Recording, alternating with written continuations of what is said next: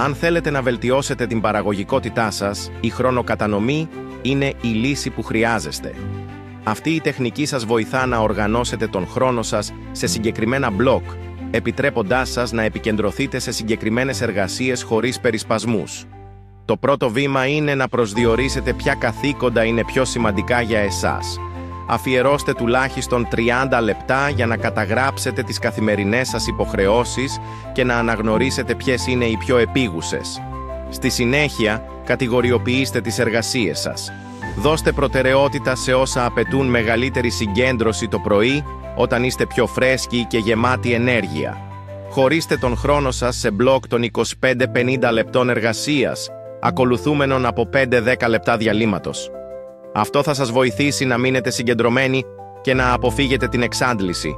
Χρησιμοποιήστε ψηφιακά εργαλεία ή απλά ημερολόγια για να προγραμματίσετε τα μπλοκ σας και να παρακολουθείτε την πρόοδό σας.